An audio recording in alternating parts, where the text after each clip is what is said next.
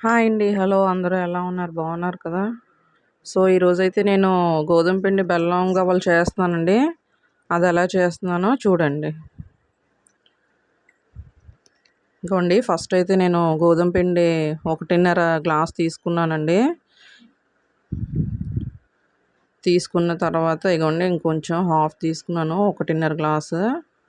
తర్వాత కొంచెం సాల్ట్ వేసుకున్నాను. చిన్నది కొంచెం పించ్ అంతండి.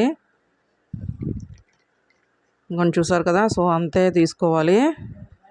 తర్వాత కొంచెం అలా దాంతో మిక్స్ చేసుకోవాలి. మిక్స్ చేసుకున్న తర్వాత కొంచెం ఆయిల్‌తోని కూడా మసాజ్ చేసుకోవాలండి దాన్ని. ఫుల్‌గా పూరి ముద్దలా కలుపుకోవాలి. ఆయిల్ వేసుకొని ఫస్ట్ సాఫ్ట్‌గా కలుపుకోవాలి.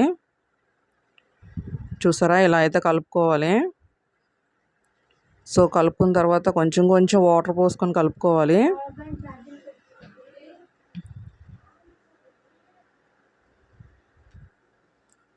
సో, ఇగోండి ఎంత సాఫ్ట్‌గా కలుపుకుంటే గవ్వలు అంత టేస్ట్‌గా వస్తాయండి.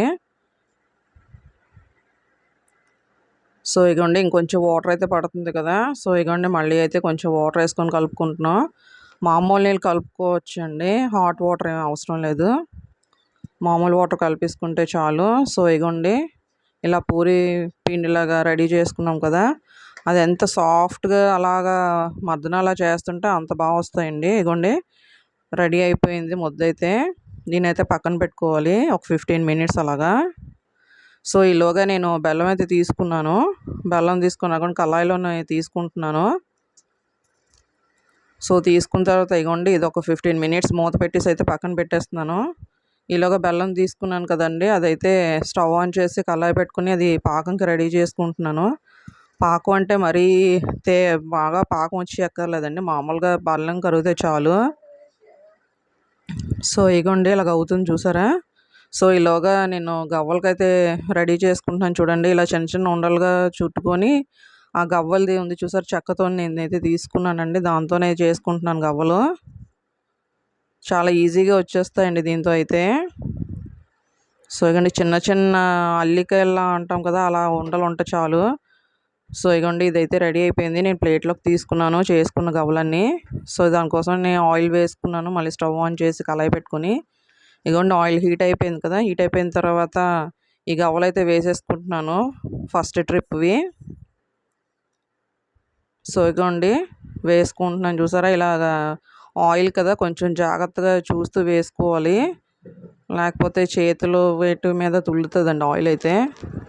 ఇగోండి ఇలాగ గోల్డెన్ బ్రౌన్ లాగా వేపుకోవాలి. వేసిన వెంటనే కలిపేయకూడదండి. అలా ఉంచితే కొంచెం అలాగా గోల్డెన్ బ్రౌన్ లాగా వస్తది. సో, ఇగోండి గోల్డెన్ బ్రౌన్‌లో వచ్చేసింది కదా! నేనైతే పాకం వడకట్టుకొని మళ్ళీ కొంచెం మరగబెట్టుకుంటున్నాను. చూసారా? అందులో ఫ్రై చేసినవి వేసేసుకుంటున్నాను.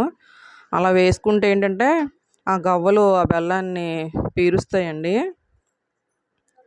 సో, అలా కొంచెం అది మరుగుతున్నప్పుడు ఇవి కూడా వేసేస్తే కొంచెం ఆ బెల్లం కూడా అంతా ఇదవుతుంది. సో, మంచి టేస్ట్ అయితే వస్తది. సో, నేను ఇగోండి సెకండ్ ట్రిప్ వేసుకుంటున్నాను. వేసుకొని ఇగోండి పాకంలో చూసారా? ఇలా కలుపుతున్నాను. ఇలా కలుపుకోవాలి. కలుపుకొని ఇగోండి బౌల్లోకి అయితే తీసేసుకుంటున్నాను చూడండి. మంచి టేస్ట్ అండి ఇవైతే. గోధుమ పిండి బెల్లం గవ్వలైతే బాగుంటాయి. అప్పటికప్పుడు చేసుకోవచ్చండి అవి ఈజీనే.